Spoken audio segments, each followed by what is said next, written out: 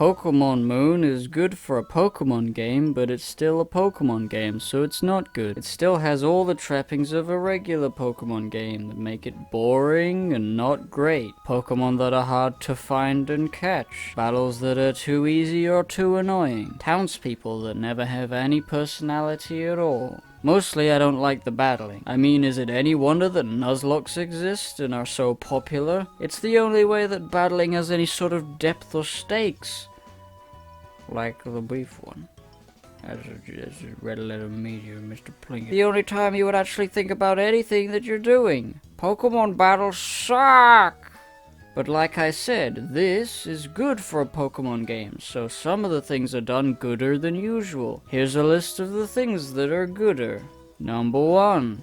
HMs don't exist. No one cared about the HM system, and we're all glad it's gone. Having to give your party Pokemon moves that aren't very good, just so that you can explore the world, was annoying and stupid. Since you can catch as many Pokemon as you fit in your floppy disk drive, you had a huge amount of HM slaves to choose from, that you would never actually form any sort of lasting connection with. You and your team just begrudgingly include some piece of useless trash in their party for as little time as possible. In Pokemon Sun and Moon, they got rid of having to do that and instead made the HMs into TMs, so just like any other Pokemon moves. And the effects of the HMs was replaced with Ride Pokemon, which are unlockable and don't take up any space in your party. The only problem with this is that you still have weird slave Pokemon with you that maybe you don't even like the look of, and you still have to use them. They could have made it so instead of HMs taking up a move slot, they could just be a thing that a Pokemon could learn how to do. Maybe it's like a Pokemon school or something, where you can teach a water Pokemon to carry on its back, or a flying Pokemon how to carry you around, and so on. People think the idea is impractical because of the sheer amount of walk cycles they would need to animate, but it wouldn't be all that hard to do at least the surfing. I mean, all a Pokemon needs to do is be half submerged with some splashes to cover up most of the lack of animation, and you don't even need to do anything new. You just have the model moving around, it'll be fine. Here's what a Tentacruel would look like in this system. Here's a Walrein in the same sort of style. You could even do something like this for smaller Pokemon like Poliwhirl, and Barboach, and Whiscash, and Alomomola. It's doable, right? But they obviously went for the time-saving option, and there's nothing wrong with that. They did make an effort to remove one of the stupidest features of all the Pokemon games, so Ride Pokemon get a pass, especially cause they have Sharpedo, which is my favorite water boy. But just imagine a world where you could see this.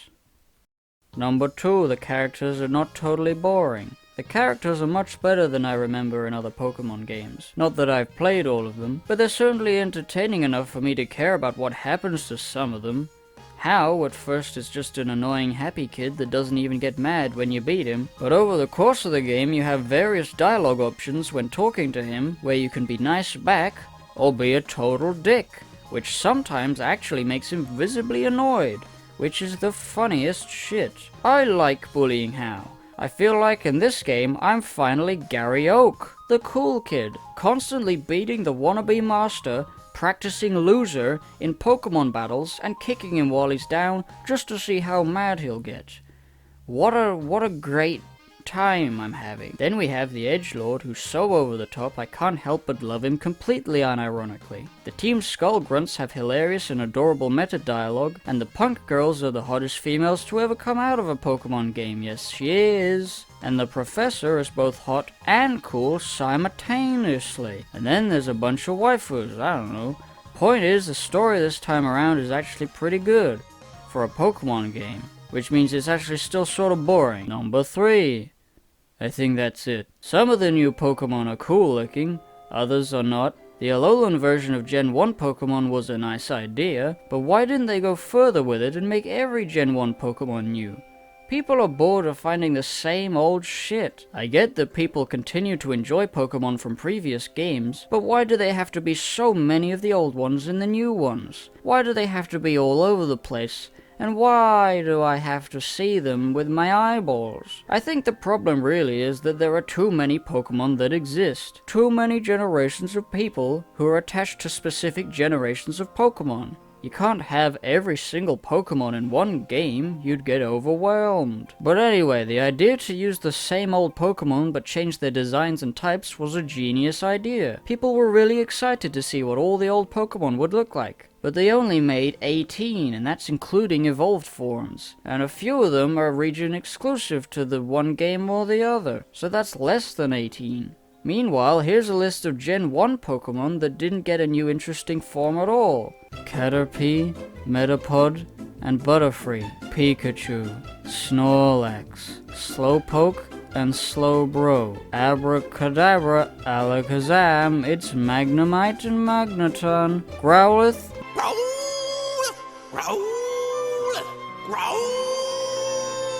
and Arcanine. Drowsy and Hypno. Ghastly, Haunter, and Gengar. Zubat and Golbat. Spearow and Fearow. Mankey and Primeape. Psyduck and Golduck. Magikarp and Gyarados. Machop, Machoke and Machamp. Tentacool and Tentacruel. Shellder and Cloyster. Eevee and all the evolutions. Jigglypuff and Wigglytuff. Tauros. Paras and Parasect. Poliwag, Poliwhirl and Poliwrath. Goldeen and Seaking. Cubone. Magmar. Pinsir. Staryu and Starmie. Clefairy and Clefable. Porygon. Electabuzz. Lapras. Execute. Aerodactyl. Chansey.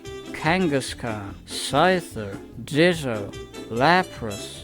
Did I say Lapras? Dratini, Dragonair, and Dragonite. You think maybe you could have given some of those a paint job? I've seen Magikarp in every body of water in the entire world. And maybe it's just my luck, but I've never managed to fish up anything other than a Magikarp and Goldeen.